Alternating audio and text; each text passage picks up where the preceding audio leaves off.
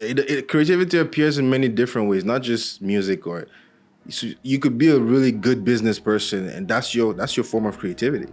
Yeah, You know, exactly. it appears in many different ways. You just have to hone down on what your creativity, what your superpower is. You just got to hone down on that.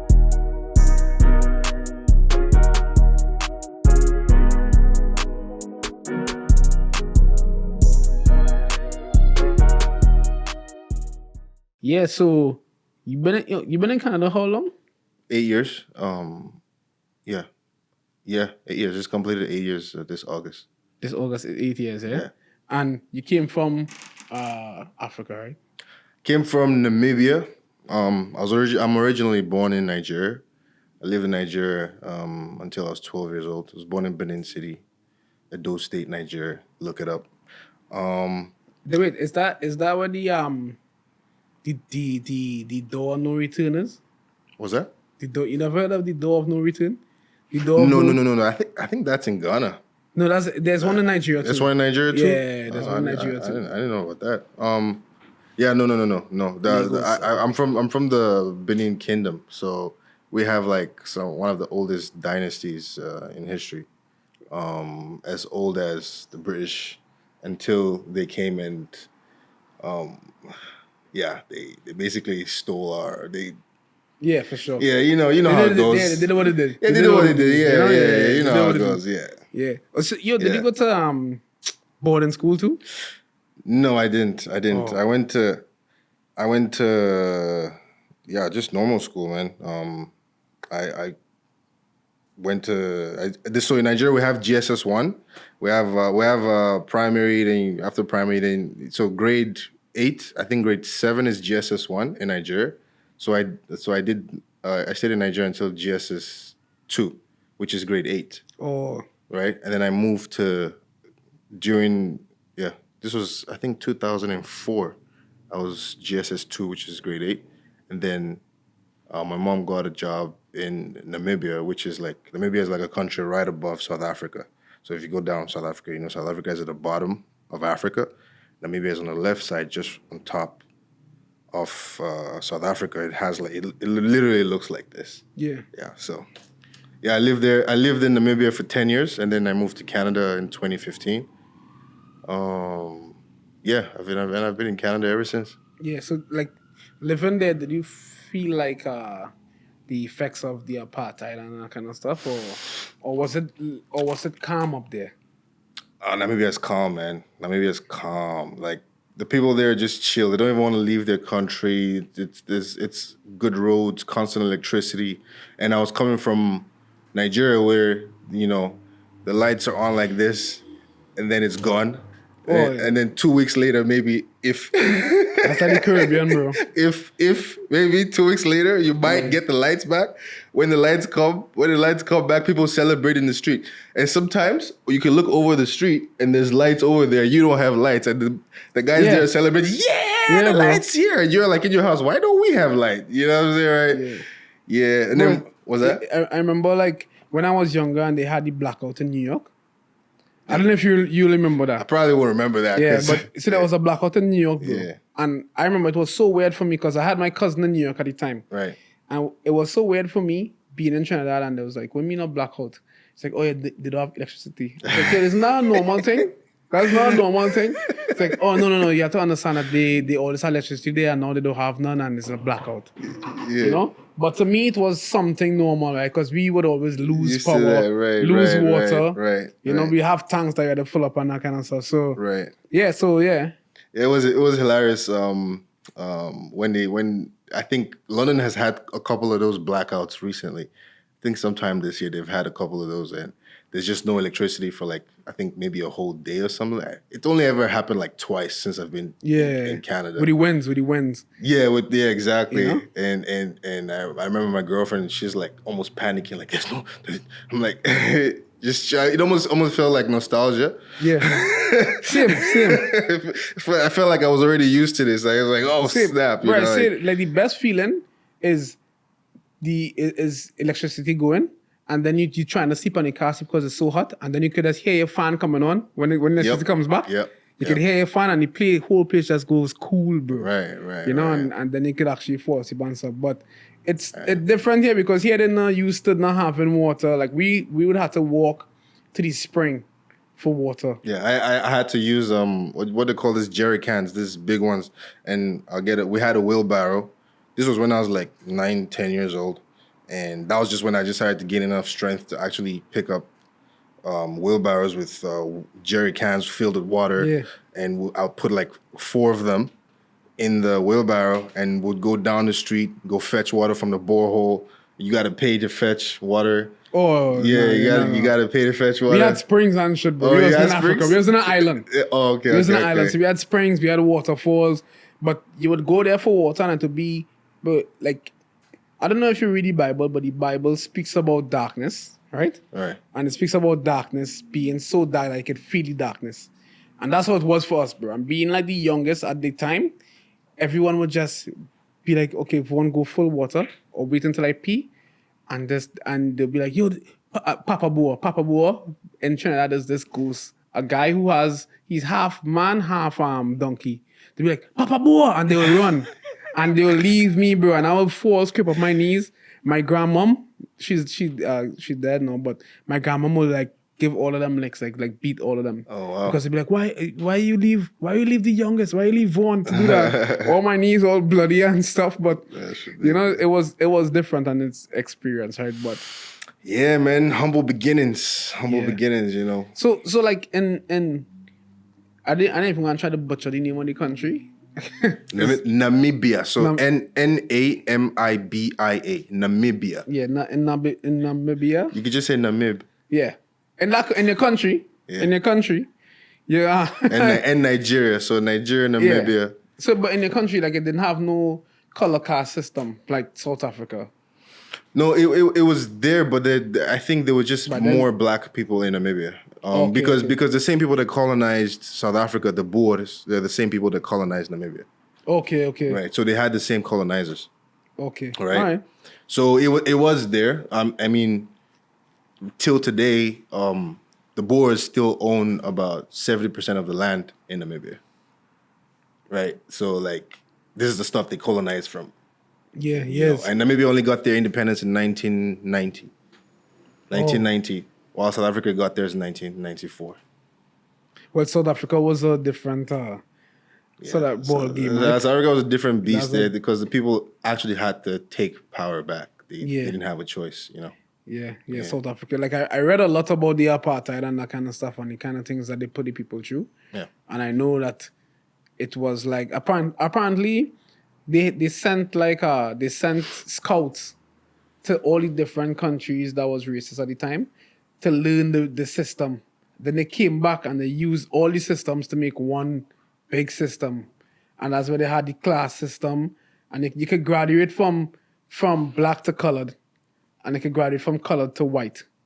But you can't graduate from black to white.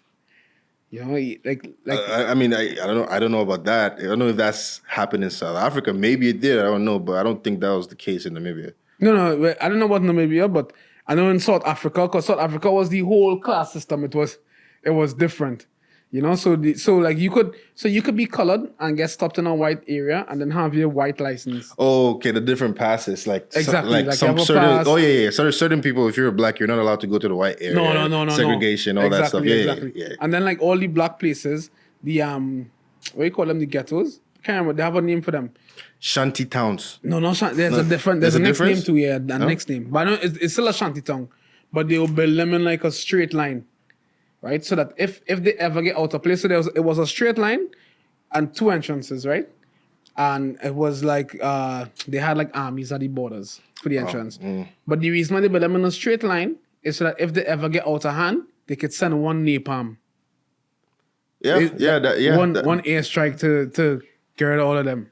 Yeah, they probably didn't need it. They probably just sent people to beat up it's- whoever's trying to cross the line. Yeah, right? but it's mad, Yeah, man. it was pretty bad. It was pretty And bad. it was illegal to be white and sleep with a black person and that Yeah, kind of, like yeah. it was pretty bad. But thank God you didn't grow up in that kind of time. No, I was in Nigeria. Yeah, I was in but I Nigeria mean, at because that you time, live there, bro, you should actually, you know, Trevor Noah. Yeah, no You trouble. should, Yeah.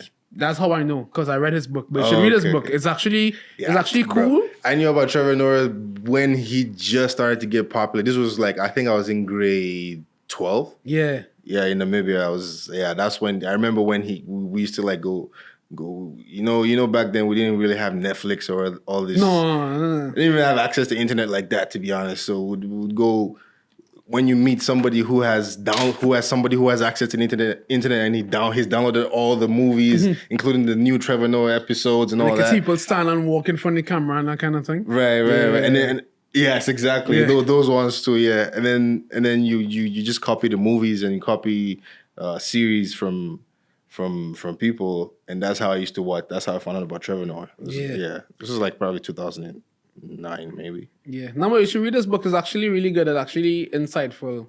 You know? I don't know about any Nigerian authors, but if I could find some Nigerian authors that teach some history, that'd be pretty dope too, you know, because I know that there's a lot of history there. I know, like we was talking before, and we was talking about the Holy Aruba, and that and like the slavery and that kind of stuff too. So I know there's a lot of history in Africa on the whole. Yeah. You know, like knowledge of like Congo, for instance, and that kind of stuff. That's things that I like learning about. You know, I like learning about different cultures and figuring out why we think the way we think and why we act the way we act. You know, and which ancestor watching us right now, and knowing that we come from so much more, right? Yeah, I mean, honestly, I don't really look, like, everybody's different, right? I don't really look too deep into it, mainly because I feel like I'll get angry. Yeah. You know, I feel like I'll get angry if I look back in time and start to see what has been taken from, you know, Africans, and you know, I feel like in today's culture, it kind of stems for racism and people, for you to start looking at the difference in people. For sure. And like for me, I'm from there, you know, like I'm from. That's what I was going to say too, because you're from there, right? You know where you're from. Exactly. You know, we don't know where we're from, so for us, it's more like where we from. You gotta do the test. I'm trying, like, bro, I did an event for this guy. He is from Cameroon, though. Same thing, right. You know? Same thing in terms of, you know where you're from, you know? Right. And I see all these black people telling each other that they love each other and could show emotion. Yeah. And then I told him, I'm like, bro, that had to be something that you guys have because you guys know where you're from. Yeah. You know, for us, we couldn't show it. Like, my grandfather couldn't show emotion either. Yeah, I mean, my grandfather didn't show emotion either.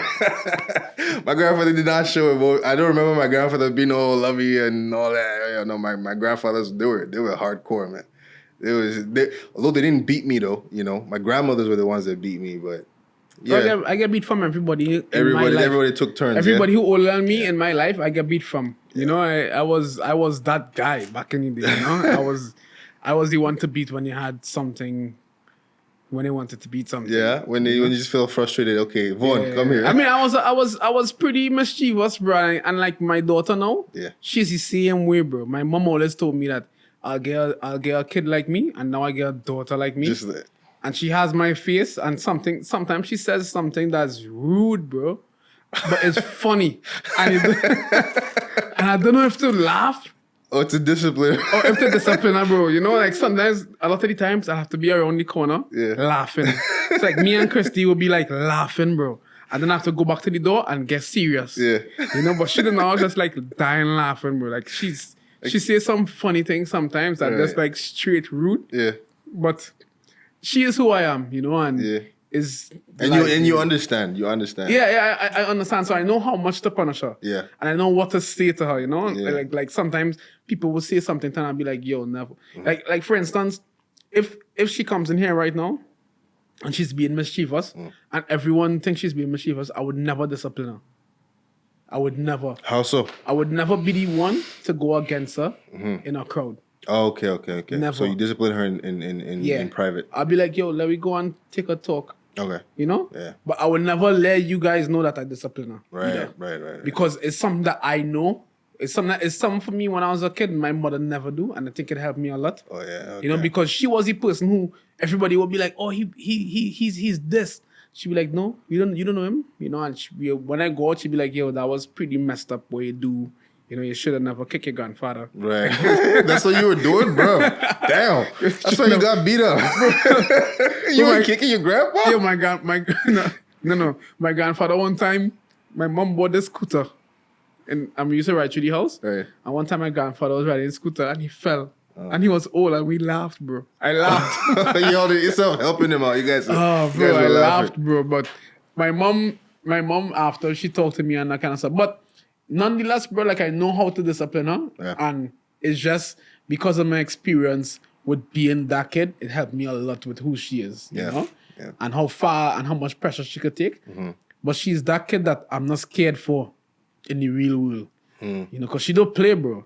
She don't play. She'll go up to someone who's making fun of her sister and be like, yo, don't talk to me if you're gonna treat my sister like that. Brave. We're not friends. Yes. You know, don't be on that, you know? Yes. So she's that person and I'm proud of it and it's just sometimes you have to discipline at the same time, right? So I mean, I think there's a borderline, like finding that line of probably your child being confident and them just being plain rude, and yeah. you have to be able to show them the difference. Yeah, for Right. sure. But one day you will have kids. I don't know if you want kids.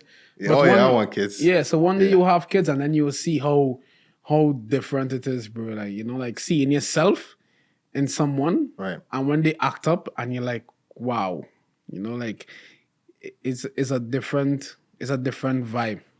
You know? Right. But one day we have this conversation again. And I feel like we'll definitely have that conversation. Yeah. Why, you want to say something right now? You have a kid on the way or something? Dropping albums and kids at the same time? There's nothing to say. I'm dropping an album. That's about it. So you're dropping an album? I'm dropping an EP. I'm dropping an EP. Next year, January. I was gonna drop it in December. So for everybody I told I was dropping it in December, scratch that. I'm gonna drop it in January. Just so I have enough time to package it nice. Yeah. You know. Yeah. And where the drive for this one came from? For this EP, Yeah. honestly, it's just because I'm a person that makes music nonstop. So I don't have when I'm making music, I don't have a goal or like I want to make an EP or something like that. I end up making music and just keep, because I produce too. I make beats, and then some beats I hear them, I'm like, okay, I'm gonna save this. And like my EP, if you ask me if I actually, literally speaking, if I'm like saying when I started making this EP, I would say like 5 years ago. Reason being because some of the beats I made them like 5 years ago. And then I have this thing where I go through all my beats and I'll be like, oh, because I have like maybe 100, 200 beats or something just laying in my hard drive. And I'll go back. Sometimes I'll just go through all of them just for the fun of it, right? And I'll be like, oh, this could fit in my style now. Because as an artist, you're always evolving, right? Yeah. So like on this EP, I have most of the beats. There's a beat I made. I made it like 4 years ago, and I only got the idea for the beat like I would say this year, right? I only got the idea for the beat, and the idea just hit nice. And I'm featuring, I don't know if I should say this, but I'm featuring Emmanuel on the song too, and he just happened to be in the right position to record on the beat. Like it was so easy, you know? Yeah. And that's he's another recording artist from Yeah. London. Yeah, he's another record. He used to be signed. I don't know if he's still signed to Universal, but maybe he's still signed to Universal. I'm not too sure about that. Yeah. Just so that people could know. Yeah. But I know like he had a song on this movie that we used to watch. A TV show I used to watch. I used to watch him a girl back in the day with Isari. What's it? Yeah. She reposted him. I think Idris Elba too reposted it. I think even Will Smith was playing his song at some point. Yeah. So is he still in London? Yeah. He moved probably back and a forth. while, right? So Yeah. yeah, I never spoke to him in my life. Like I never. Oh, really? Yeah, like I don't think we ever met. I think we probably met like back in the day at a party because he knows my cousin. Right. But I never really, meet him like that. Yeah. So, as far as music is concerned, I don't really have like a plan. I just make the music because, like I said, I'm just a channel, you know. Like you guys were talking about this earlier on, you know, like with the whole genius thing and all that. I'm just a channel. I hear the idea and I catch it, and as soon as I catch the idea, I go in the studio and I put it. I try to make it. Always starts with the beat for me. I try to make it as quick as possible, or at least put the idea down, and then I'll improve on the idea as the years go by, like as months go by. I'll improve on the idea. I'll keep just in keep. Oh, I can add this to the beat too. You know, I'll be walking down the street and I'll be listening to the beat. Oh, I can add this to the beat. So I just keep taking from different sources and just keep adding to the beat and just keep building. Or the same thing with my writing process, you know? So Yeah.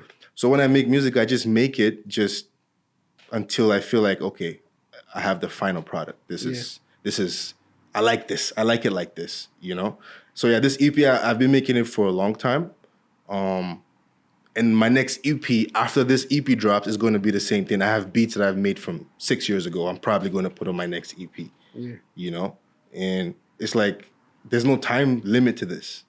Yeah, for sure. You know? For sure. Yeah, it's in its own time, right? Its own time, right? Yeah. That's what good music is, in my opinion. That's what good music is. You don't force it. You just let it happen, and you just make it. You know? Yeah. Like that's what I do. And so this EP, nothing really. There was no like anything like driving force. I feel like me just being an artist, I just make music, and I understand that I'm not making. I guess I am making music for myself to enjoy it, but at the end of the day, it's not for me, just for me. Music is not just for me; it's for me to share it with the world. Yeah. You know what I'm saying? So I know, like before you touched on, you said that you're the vessel, right? You're like a vessel. Yeah, I'm just a vessel. Yeah. Yeah. You're not expanding that, like you're. I mean, I'm just like every other regular person. I'm no different. Just because I'm an artist and I have a talent, Yeah. I don't see myself different from anybody. I go to the toilet, I poop, I pee, just like everybody else. Yeah. You know what I'm saying? When I feel sad sometimes, I go in the closet and I cry. You know, like I don't. I'm just a normal person. But then it just so happens that, you know, when I'm walking down the street, sometimes I'll hear a melody, and it will just pop in my head from nowhere. I can't help it. You know what I'm saying? Yeah. I can't help it. And sometimes the melody, it's so consistent and it just stucks. It just stuck in my head and it just stays there. It just won't go away until I am forced to go create it and bring it into reality, you know? Yeah, it makes sense. So that's what I mean by I'm a vessel. I don't know where these melodies, all these sounds, I don't know where they're coming from. I'm just making it. If you ask me, anytime I make my beats, I never remember how, or even just music in general, I never remember how I made it. Yeah. Or if you go back and tell me the step-by-step process you did this, I couldn't tell you, bro. For sure. Like all the lines just fall in place, right? Like even for me, when I do any type of creation, like a film or a picture or something, people be like, "Oh, what you was thinking about when you do this?" And I'll be like, "I wasn't thinking about nothing," you know. Exactly. Honestly, my mind went and came back, and when it came back, this was here. So you surprised and I surprised, right? You know, and right. I surprised exactly. myself the same way you surprised. Exactly. You know, it's weird to think about. Yeah. And something I always talk to my wife about too is like one time she watched one of my videos and she's like,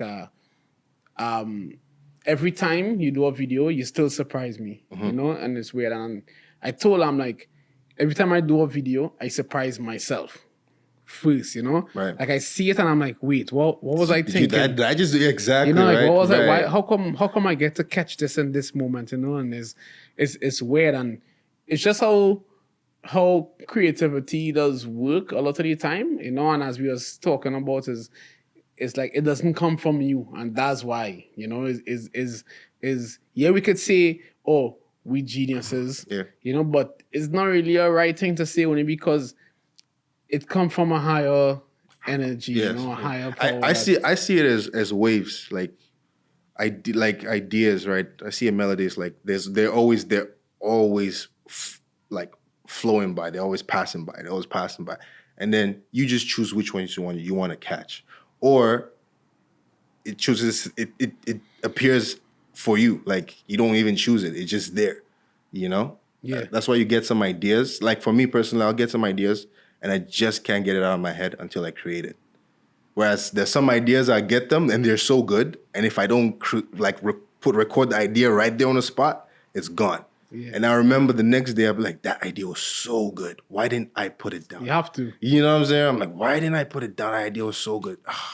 You know, then you beat yourself, and then it'll in like 2 months, the same idea will come back again. The same melody, everything comes back again, and then this time you're like, oh, I gotta put it down. You know what I'm saying? Because some of those things you just keep thinking about it over and over and over again, and then eventually, the universe will be like, okay, here, there you go. Here's the idea again. Yeah, you lucky. Mine never come back. Mine's never come back, bro. Like sometimes I'll be like, I'll get an idea and I'll be like, I'll for sure I remember this tomorrow, you know, because I remember I would. How could I forget a big red fish? Let me see, you know, like. And then in the next morning, you won't even remember. You'll see was it a horse or and it gone and it does never come back for me. You know, and like the next time you might catch a glimpse of what it was, but it would never be what it was originally. Yeah, it would be something totally new because we have new experiences. Right? You have like today, you probably see something that you didn't even realize that your mind pick up it hit your subconscious and that changed the topic of what it could have been. Yeah. Because yesterday is not today anymore. I don't know if that makes sense. Yeah, it makes sense. But and that's why it's a privilege to be a creative. It's a privilege to be an artist. Like the code this week will be team. So just message me with team and the time code where this word was, and you can get 50% off your next haircut. It's pretty cool to have this consciousness, you know, like to be able to just take something from, I don't know where it comes from, and just bring it into reality. It's almost like magic, it's kind of like a superpower in a way. You know what I'm saying? I don't think Superman chose to be Superman. No, for sure. Right? Or Spider-Man chose to be Spider-Man. Maybe he did, I don't know. But it's just, that's the cool thing about being a creative is that it's really a privilege, and you would do yourself a huge disservice if you are able to like walk around and hear melodies and have ideas for shooting a video, or you know, just even being, let's say, LeBron James, or being Cristiano Ronaldo, or being Messi. You know what I'm saying? Nobody moves the ball like Messi, in my opinion, period. Other football fans, please don't get mad. Yeah. I mean, but bro, what I will say too is that it's a privilege to be a creative. I would double down on that and I would say it's a privilege to follow creativity, bro, because I feel like everybody creative, bro. Yep. And I feel like, especially if God make us in his image and likeness and he create everything, then I feel like everybody is creative, dog. You know, I feel like some people let's choose to ignore the creativity for comfort, you know, and the people who choose to follow creativity is that they see comfort in being uncomfortable, if that makes sense or something. It's weird, you know. As I say before, is a sickness, you know. I see it as a sickness, but yeah, creativity appears in many different ways, not just music. Or you could be a really good business person, and that's your form of creativity.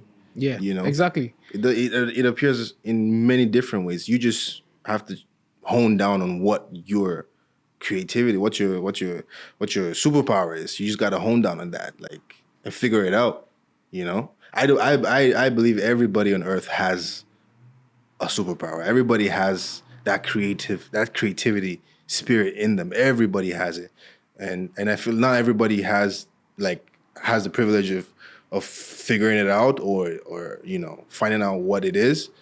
You know, like for me, I started making music when I was like 14. I started making beats, and then I got into rapping because I was in a group of people. I was with a group of guys that were rapping too, and I guarantee you this: I sucked horribly. Like if I show you my first song, it's like when I listen to it today, I'm like, damn, this is horrible. But back then when I made my first song, I remember going home to my sister and showing her the song, and I just felt like this is the best song in the world. Wow. Like I made this. We made this. Like, I was so like impressed with myself, you know what I'm saying? And then it was when we put the song out to the world that we realized that, okay, maybe this ain't so great. Yeah. Because people, the world is ruthless. You know, people will tell you the truth. Like, what is this? You think this is good? Nah, this is not good. And then you get that shame, and then you want to like hide yourself and whatnot. But like I feel like I had the right people around me at that time that were also like persevered and also wanted to like get good at making music and then develop the skill. Yeah. Because we knew we had something, and we just had to keep going back, working on it. And we're very critical with each other. Like there was a point in time I wanted to be the best producer in the city, Oshakati. This is back in Namibia. I wanted to be the best producer in the city. And the group I was with at that time, I would make a beat and I'll show it to them. They'll be like, nah, this beat is trash. Take it out. What is this? This is nonsense. And like, normally that would just like crush me, Like, I'd feel so defeated every time. But I'm a stubborn person. I wanted that title of, I want to be the best. I mean, I was young then. Who cares about being the best producer? Nobody cares. But I just wanted to be like acknowledged as good, as one of the. Yeah, you have to. Yes, and they would crush me, and they would just, and I would always go back, try. I didn't even have internet at that time, So I was learning how to make beats off just. I managed to get the program FL Studios, and I was just. Trial and error, and I got better with it. I got better. I felt like I got better because my friends were very, very. They criticized the hell out of me. They didn't spare my feelings at all. And eventually I got better, and eventually I would play the beat, and I'll make some beats and I'll play it for them, and all of a sudden it would change. Their attitude would change. They would be like, "Oh wait, this is nice." And they would not want to say it, but they couldn't help themselves. But that was like probably like 3 years of them just completely destroying my ego in terms of production, right? Yeah. Right? And then I got into the rapping, and then I started to get good with production, and then I started to, let me rap. And then they would same thing again. They would, you're not so good. You're horrible in rap. You're a horrible rapper.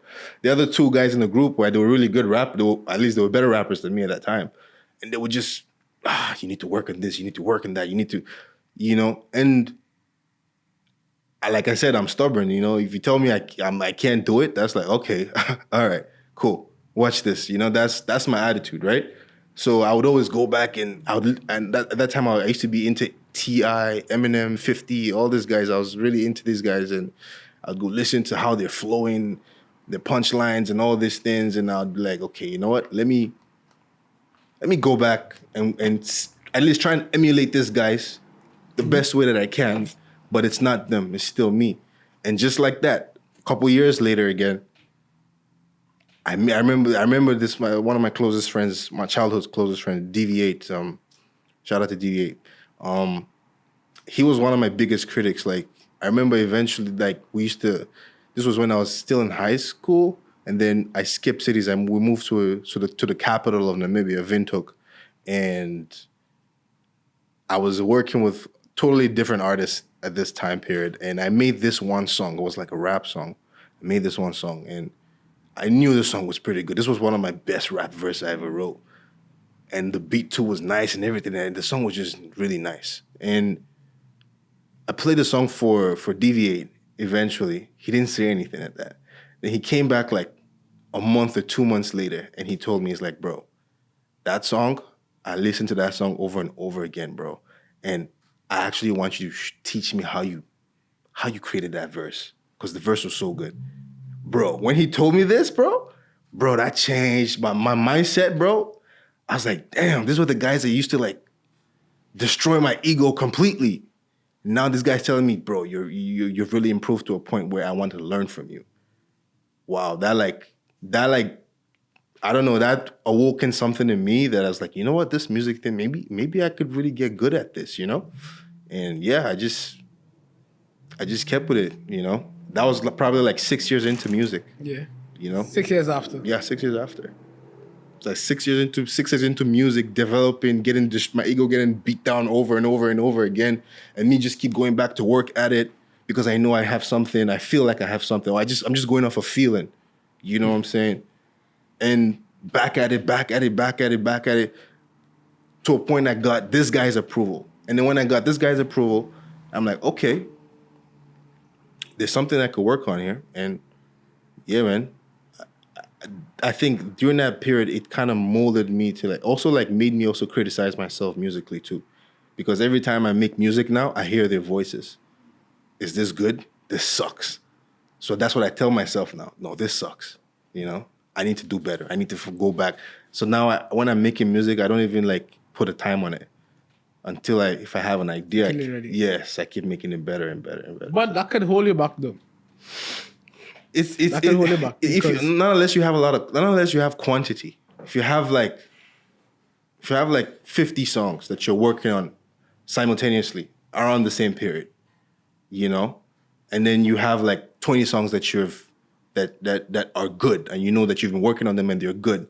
Now my output, I have 20 songs I can put out. Yeah.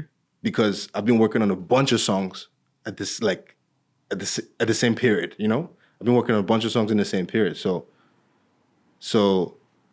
when I'm done recording and mixing and mastering all these 20 songs, now I have 20 songs to put out. Now I can focus on the other 30 songs. Yeah. So when it's quantity, then I feel like it makes it easy. And I'm always creating. So it just piles up and piles up and piles up, and I just keep having songs to put out. And like I always say, I like to play the forever game, you know? That's what I'm here for. I'm gonna make music until I leave Earth, you know? Like Jay-Z. And so why does because for me, okay, so what I get from your story, I'll tell you my take from your story. Go ahead. You know? So for my take from your story was that you was young and yeah, cause as I say, when I asked you earlier, what you learn, you know? And I tell you, I learn things from everybody's conversations, bro. When I talk to somebody, and what I learned is that you was young and you was hungry for something, right? And the negativity is what fuel you. Yeah. But it's still something that could have crippled you Yep. if you wasn't stronger. Yep.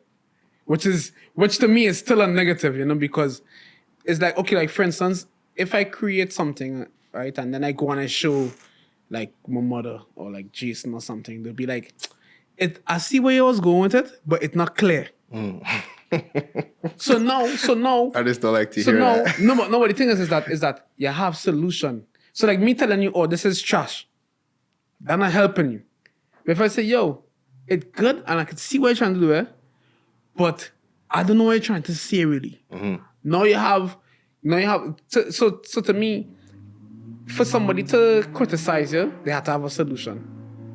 They can't just come and say, oh, this water is trash. Why this water is trash? I don't know. The water is just trash. Yeah. It's but why water is trash? I don't know. I just don't like that water. Right. It's okay, cool.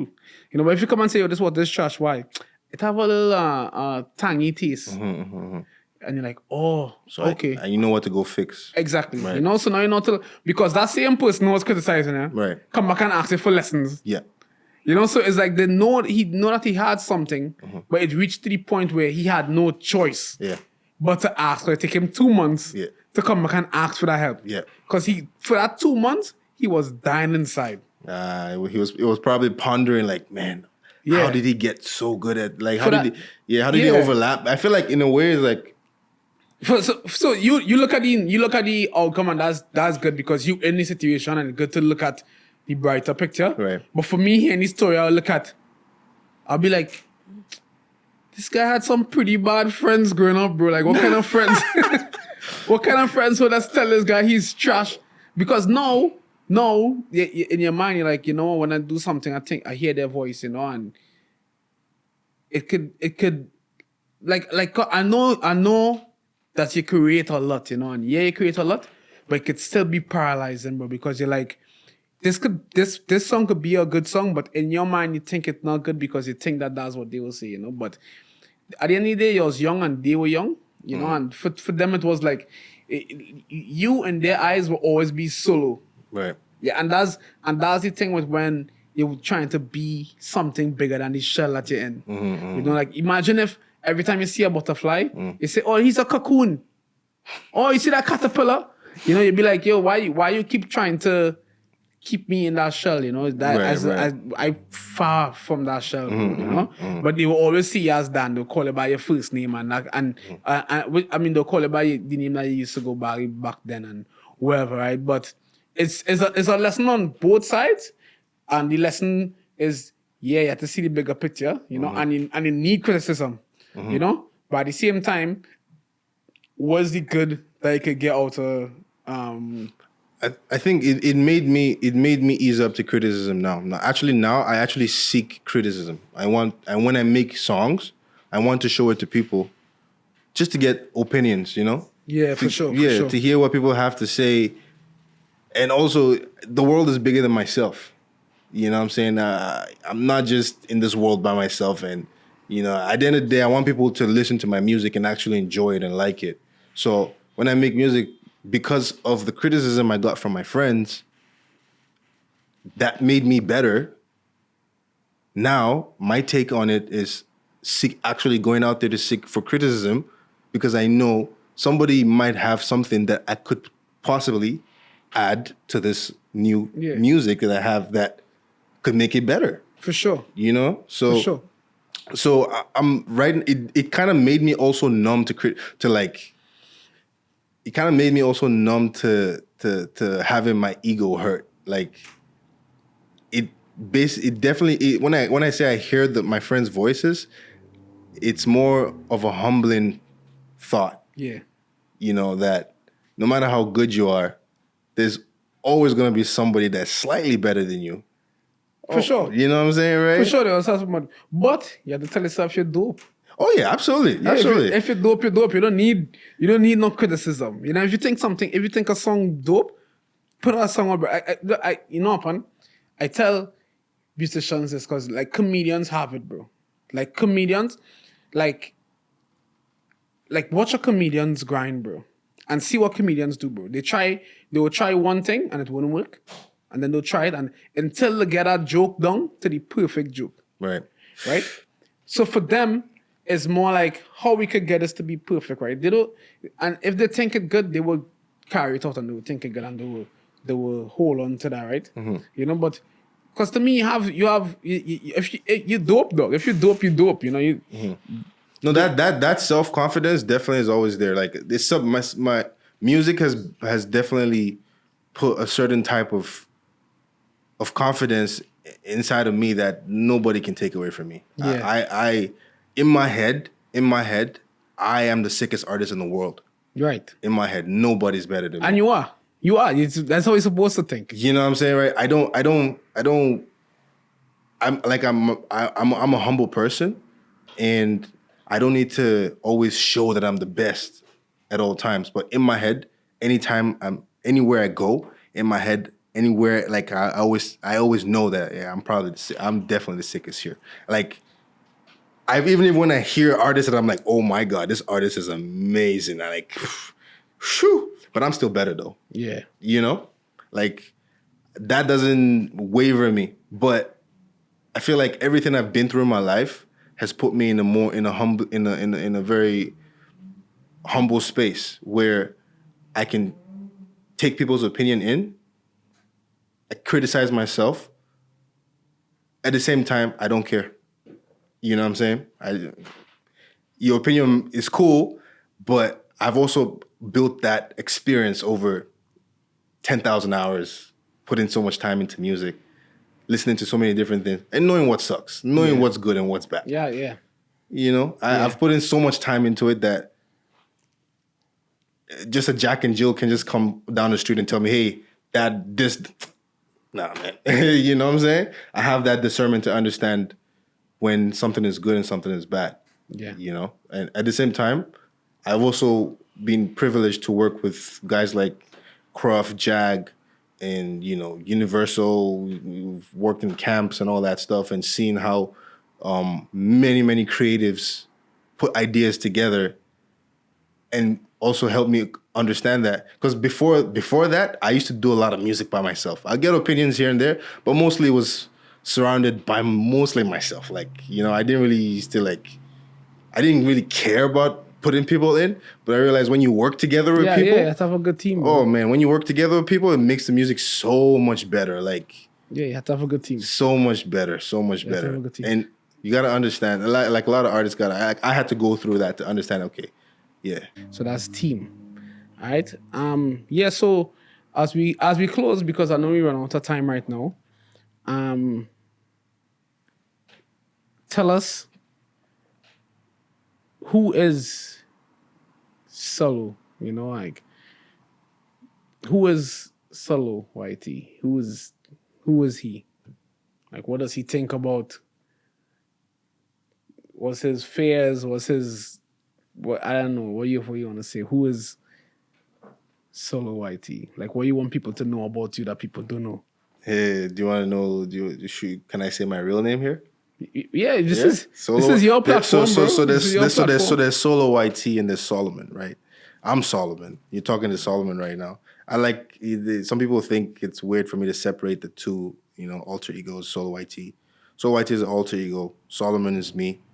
It's still the same person,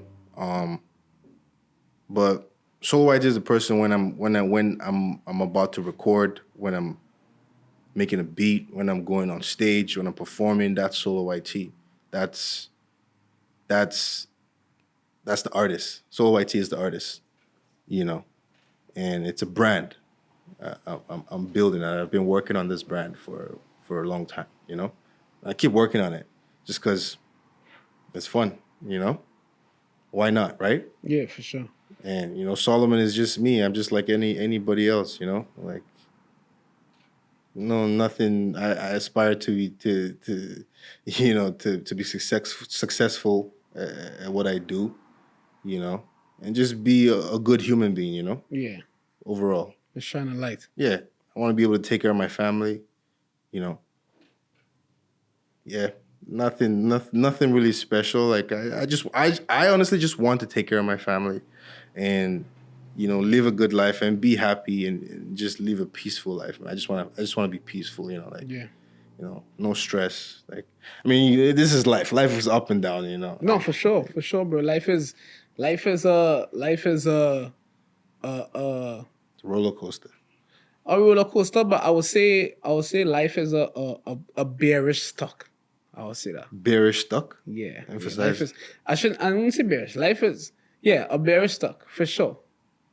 For sure, because it's not so bullish is it keeps going up, right? Right. And it's like, but bearish is like it goes up, comes down, goes up, but eventually gonna go down. So Yeah. and I think that's what life is, bro. I think everyone, like, there's some people who life just spike on the outside. People think, oh, this person life spike, but that person is like a AMC, or GameStop. It's like Right. one of those things that was a fad, Right. and it went up, but you can't foresee what everything that's happening, right? And I feel like the thing with life, bro, is that life is simple, and it's short, and is something that God bless us with a spirit to experience, bro. Experience, And yes. to touch, and to To smell, feel, and and to feel, and to travel, Man, and to it's crazy. and to meet new people, and meet and go to a country where you can't speak the language and live for 3 months. Right. And just discover, bro. I think life is about discovery. Yeah. And I think that's just it, bro. And yeah, I mean, so I understand what you're saying. for myself, is just, I have a big imagination, and that's where Solo YT comes from. Okay. And I like to separate. Like I said, I like to separate the two, because Solo YT is a lot of work. Yeah, for sure. But as Solomon, I don't have to think about Solo YT. I don't have to think about performing and all that stuff. Like, I'm even at a point now where when I perform, as soon as I'm done performing, I don't remember what happened. You know what I'm saying? It's starting to become like that, where I'm in a trance. Yeah. When I'm making music, when I'm in that mindset, when I'm in that zone, I'm in a trance. But as soon as I'm done that and I go home, I'm just your normal guy. I like to play video games. You know what I'm saying? I sing in the shower. Yeah, I like to sing in the shower. I'm very noisy in the shower. I don't know if you should put that in there, but No, you good. Yeah, bro. But yeah. And yeah, man, I take life as it goes, and you know, I'm ambitious. I have good friends around me, you know, which are technically my family at this point. Yeah, that's what I'll say. I don't know how much deeper I could go. no, I think that deep enough, bro. I think it's deep enough because it's you. You know, Right. I think it's deep enough because it's you. And yeah, bro. But thanks for taking the time to come on the podcast, bro. Absolutely. Thanks for having me. And for sure, bro. Anytime, bro. You had to come back Yeah. sometime, and we had to get some more conversations about the album after it drop and that kind of stuff. Absolutely, Right? And talk about some of the stuff, but. Yeah, man. I've been saying this podcast. I'm like, huh? Von is doing podcasts now? Okay. I'm Bro, there. I had to keep busy, bro. You know what I'm saying, you know, so That's good, man. That's yeah, good. bro. That's Yeah, but good. thanks for coming on, bro. Absolutely. Yeah, for Thanks sure, bro. having me. Thanks for taking time. Yes, sir. This is Young and Gifted, episode 19. We did have the man, the myth, the legend, King Solo YT in the building. I know he has his album dropping in January, and I know, like, if you guys EP, reach out to him EP. on his EP, Yep. I know if you guys reach out to him on Instagram and stuff, he could respond to DMs and that kind of stuff. So you guys could reach out to him, Very cool. check out his stuff, and yeah, it's a privilege to be around young, gifted people, and he is one of them. And yeah, we'll see you guys soon. Yeah. Good night. Wow.